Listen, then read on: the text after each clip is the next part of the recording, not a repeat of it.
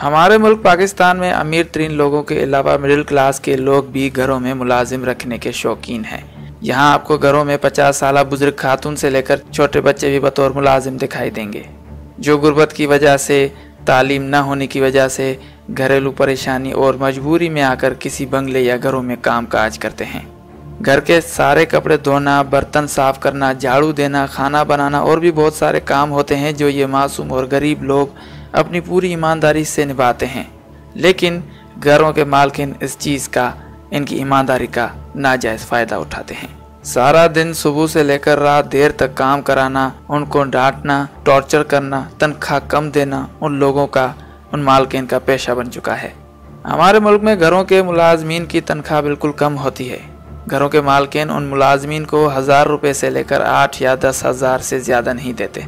लेकिन पाँचों उंगलियां बराबर नहीं होती। कुछ लोग अच्छे भी होते हैं जो अपने घर के मुलाजमीन को अपने बच्चों की तरह समझते हैं, उनके खर्चे उठाते हैं, उनसे इज्जत से पेश आते हैं, उनकी इज्जत करते हैं, ईद बारात या शादी के मौक़ों पर उन्हें सपोर्ट करते हैं, कपड़े लेकर देते हैं, पैसों की मदद भी करते हैं। लेकिन अगर दूसरी जानिब देखा जाए तो मालकिन अपने मुलाजिम को मुल्ज़िम की नज़रों से देखते हैं, उन पर तनकीद करते हैं, बुरा भला कहते हैं, उनको डांटते हैं, घर का सारा काम ज़बरदस्ती कराते हैं, उन पर टॉर्चर करते हैं, उन्हें काम से निकालने की धमकियां देते हैं। बड़े ही बदबख्त और बदनसीब लोग हैं जो अपने मुलाजमीन से इस तरह पेश आते हैं। आज की इस वीडियो में हम हाल ही में होने वाली एक ऐसी ही वारदात का जिक्र करने वाले हैं जिसमें 11 साल बच्ची के साथ नाजायज़ी हुई और उसे बाद में कत्ल कर दिया गया। अगर आपने अभी तक हमारे चैनल शान अली टीवी को सब्सक्राइब नहीं किया तो अभी सब्सक्रिप्शन के बटन को दबाकर, उसके बाद बेल के आइकन को दबाकर हमें सब्सक्राइब कर लीजिए। 4 अक्टूबर 2018 गुजरांवाला। फैसलाबाद के रिहायशी गुलाम रसूल की 11 साल बेटी जरीना पिछले कुछ अरसे से थाना कैंट के इलाके इकबाल टाउन में अमानत नामी एक शख्स के घर काम काज करती थी।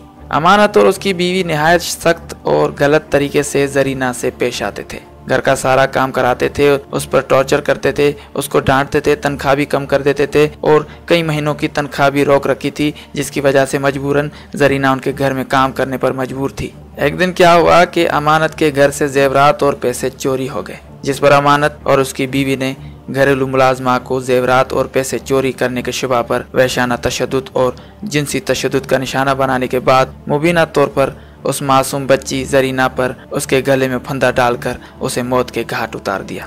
बादशाह अमानत, इलियास और उसकी बीवी ने इस मामले और इस वारदात को छुपाने के लिए जरीना की लाश फैसलाबाद उसके लुहाकीन के पास छोड़ाए, मगर कैंट पुलिस को इस मामले का जब इल्म हुआ तो पुलिस भी फैसलाबाद पहुंच गई और पुलिस ने जरीना की लाश को गुजरांवाला डिस्ट्रिक्ट अस्पताल पोस्टमार्टम के लिए मुंतकिल कर दिया। घरेलू मुलाजमा को जिस्म के मुख्तलिफ हिस्सों पर तशद्दुद और गले पर फंदे के निशानात हैं। इसका सर भी फटा हुआ था और मासूम को जिनसी तशद्दुद का भी निशाना बनाया गया। दूसरी जानब पुलिस ने बच्ची के माँ बाप की गुजारिश में अमानत, इलियास और उसकी बीवी के खिलाफ कत्ल का मुकदमा दर्ज कर लिया और मुल्ज़िम अमानत, इलियास को गिरफ्तार कर लिया गया है। अमानत और उसकी बीवी का मौक़िफ़ है कि उन्होंने जरीना का कत्ल नहीं किया बल्कि उसने खुदकुशी की है। बड़े अफसोस की बात है कि इंडिया के बाद अब हमारे मुल्क में भी ये चीज़ें काबू में नहीं आ रही। हर रोज़ हर दिन ऐसी बातें, ऐसी वारदातें सुनने को मिलती हैं। आखिर कब तक ऐसा होता रहेगा? कब तक हमारी बहनों के साथ, हमारी बेटियों के साथ ऐसा होता रहेगा? आखिर कितनी और ज़ैनब के साथ, कितनी और जरीना के साथ होता रहेगा ऐसा? हमारी हुकूमत इन चीज़ों पर, इन वारदातों पर क्यों तवज्जो नहीं दे रही? आखिर क्यों? हम हुकूमत से गुजारिश करते हैं, इमरान खान से गुजारिश करते हैं कि खुदारा इन वारदातों पर थोड़ा फोकस करें ताकि हमारी और बहनें और बेटियां महफूज रह सकें। और एक और अहम दरख्वास्त कि उन गरीबों के लिए कुछ करें ताकि इन बच्चियों को किसी घर में काम काज न करना पड़े। इस बारे में आप नाजरीन और सामीन की क्या राय है, इसका जवाब आप कमेंट बॉक्स में कमेंट करके बता सकते हैं और इस वीडियो को ज़्यादा से ज़्यादा शेयर करें ताकि ये बात हुकूमत तक रसाई हासिल कर सके। पाकिस्तान जिंदाबाद। अल्लाह हाफिज़।